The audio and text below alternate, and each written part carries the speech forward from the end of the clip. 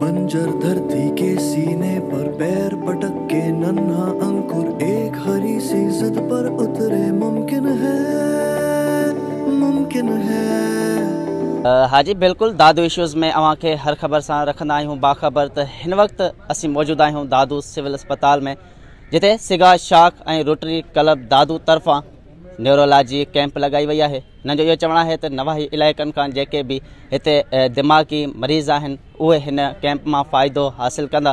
वधीक हिते असीं अॻवाननि खां पुछंदासीं त उन्हनि जो वधीक छा चवणु आहे। असांजी टीम आई आहे आगा खान मां ऐं असां पूरी सिंध मां डिफरेंट क़िस्म जा डॉक्टर्स आया आहियूं। कुझु न्यूरोलॉजिस्ट आया आहिनि हैदराबाद मां ऐं कुझु लाड़काने मां। मां पाण डॉक्टर माजिद अली खंड लाड़काने खां आयो आहियां, तो टीम खे जॉइन कयो आहे। हे असांजी न्यूरोलॉजी जी कैंप आहे। इन में जेको आहे सो असां तक़रीबन जेके न्यूरोलॉजी जा प्योर पेशेंट्स आहिनि, जीअं स्ट्रोक थी वियो, फालिज जंहिंखे चऊं, या कुन रग थी वई, या जेको सर्वाइकल रेडिकुलोपैथी चवंदा आहियूं, जीअं ॻिची जो सूर थी वियो, या मग़ज़ खे चक्कर वग़ैरह अचनि था, या मिर्गी जा पेशेंट थी विया, या ॿारनि में जेके चऊं त जेके ॿार बुटियल ॼमंदा आहिनि उनमें सेरिब्रल पाल्सी चवंदा आहियूं, अहिड़े क़िस्म जा मरीज़ आया ऐं असां तक़रीबन हिन वक़्तु ताईं 100-150 मरीज़ ॾिसी चुका आहियूं ऐं अञा कुझु पेशेंट पेंडिंग में वेठा आहिनि ऐं तक़रीबन काफ़ी मिक़दार में जजे मिक़दार में दवाऊं वग़ैरह मौजूदु पयूं आहिनि। असां उन्हनि खे ॾियूं था पिया। फैज़ान।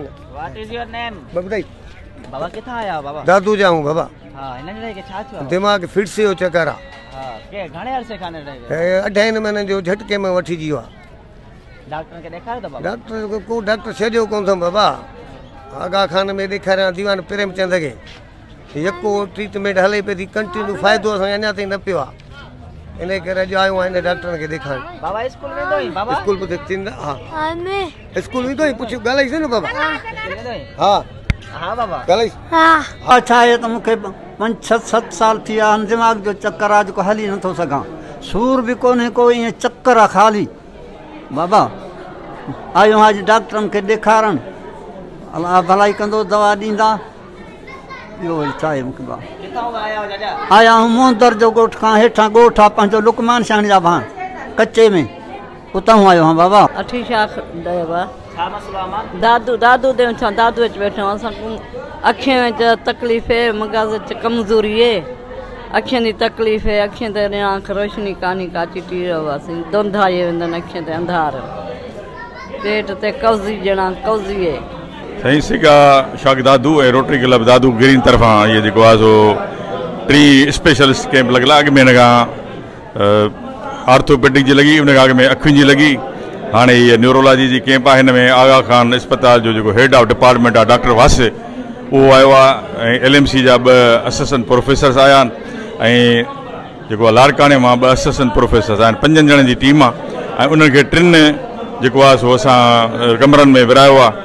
जो रश तव्हां ॾिसो पिया तमामु घणी थी वई आहे ऐं डॉक्टर ही जेके पंहिंजो वक़्तु कढी आया आहिनि उन्हनि जी जेको आहे सो वॾी महिरबानी आहे जो इहे कराची मां तमामु जेको आहे सो महांगा ऐं जेको आहे सो महीनो टाइम न ॾींदा आहिनि।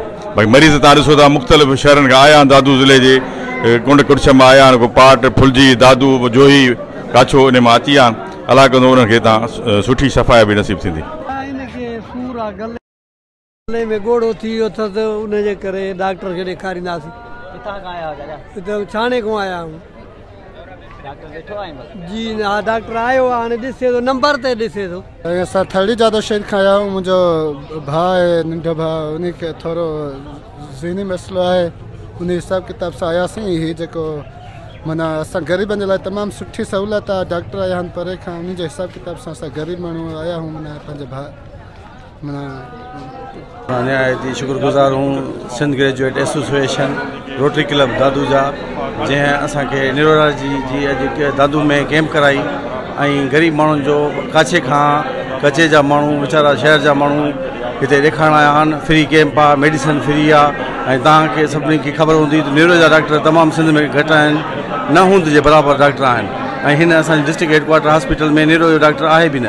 त उन करे ही असांखे जेका रोटरी क्लब खां ऐं सिंध ग्रेजुएट एसोसिएशन खां जेका सपोर्ट मिली आहे, असां निहायती थोरा आहियूं रोटरी क्लब दादू जा ऐं असां सिंध ग्रेजुएट एसोसिएशन दादू जो पहिरियां ऐं आख़िरी इहो ई कमु आहे त असां ग़रीब आवाम खे रिलीफ ॾियूं ऐं उन्हनि जे लाइ ई प्रोग्राम ठाहियो वियो आहे त जीअं असां उन ग़रीब माण्हुनि खे जेके बेपहुच आहिनि, जेके कराची हैदराबाद ताईं नथा पहुची सघनि, अफोर्ड नथा करे सघनि पैसा, उन्हनि जे लाइ फ्री कैंपूं हणायूं आहिनि ऐं इंशा अल्लाह ताला उन्हनि खे असां आईंदा बि पंहिंजी ज़िंदगी रही त इंशा अल्लाह उन्हनि खे इन्हनि शयुनि जो रिलीफ ॾींदा रहंदा। तव्हांखे ख़बर आहे त महांगाई जे करे असांजा काफ़ी माण्हू जेके चङा भला साइको जा पेशेंट थी विया आहिनि, न्यूरो जे हवाले सां तमामु घणी बीमारी आहे ऐं अलहमदिल्ला हीअ जेके डॉक्टर आहिनि तमामु वधि में वधि फ़ाइदो ॾींदा। ऐं हिन खां पोइ इंशा अल्लाह जेको आहे लेडीज़ जे हवाले सां असांजो आहे प्रोग्राम, जेके ॿारहाड़ियूं लेडीज़ आहिनि हुन में अहिड़ियूं बीमारियूं आहिनि जेके असां नथा हू के मर्द सां शेयर नथियूं करे सघनि, इन जे लाइ असां इंशा अल्लाह प्रोफेसर्स वॾियूं डॉक्टर आहिनि घुराईंदासीं ऐं इंशा अल्लाह उहा बहितरीन कैंप लॻाईंदासीं। बिस्मिल्लाहिर्रहमानिर्रहीम।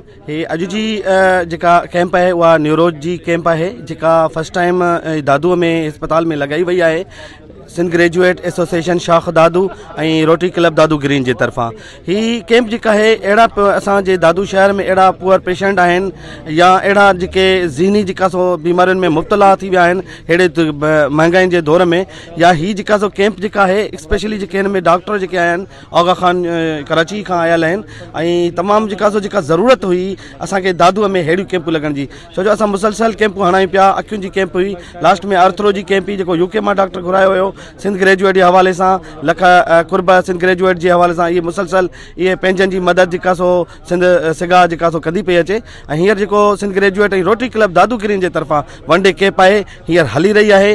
ॾाढा पुअर पेशेंट आहिनि जेके परे परे खां आयल आहिनि, उहे मुहतसिब जे हवाले सां इहो जेका सो सिहतयाबी हवाले सां ही आया आहिनि। महिरबानी। रोटरी क्लब ग्रीन दादू जो प्रेसिडेंट नज़ीर अहमद सुमरो ऐं रोटरी क्लब ग्रीन दादू जे तरफ़ां सिगा ब्रांच दादू जे तरफ़ां कैंप लॻाई वई आहे। तमामु इंतिहाई ज़रूरत हुई, छो जो ग़रीब माण्हू कराची हैदराबाद वञी नथा सघनि, उते वञनि था त उनजो तमामु घणो ख़र्च थिए थो। इहे फ्री मेडिकल कैंप आहे, हिन में दवाऊं बि फ्री आहिनि, डॉक्टर बि आगा खान जे स्पेशलिस्ट टीम आयल आहे ऐं इंशाअल्लाह सभिनी जी कोशिशि आहे त सभिनी खे माना तावन कंदासीं, सभिनी खे ॾेखारींदासीं ऐं अलहमदिल्ला अल्लाह साईं हुनखे शफ़ा ॾींदो, पंहिंजे माना जेको आहे माना शफ़ा सां कामिल थी वेंदा इंशाअल्लाह। जी बिल्कुलु, अवां हिते अॻवाणनि जूं ॻाल्हियूं ॿुधियूं। इन्हनि जो इहो चवणु आहे त हिते 200 खां वधीक मरीज़ जेके सो मुख़्तलिफ़ इलाइक़नि खां हिते पहुतल आहिनि। दादू जे मेहर, कहनशाह ऐं जोही जे तलकनि जा बि हिते मरीज़ पहुतल आहिनि। उहे मरीज़ जेके मरीज़नि में मुब्तला आहिनि, उहे मरीज़ जेके प्राइवेट अख़राजात भरण न करे हिननि कैंपनि मां फ़ाइदो हासिलु कंदा आहिनि। हिते आयल मरीज़नि जो इहो बि चवणु आहे त बिल्कुलु अहिड़ा डॉक्टर हिते असांजे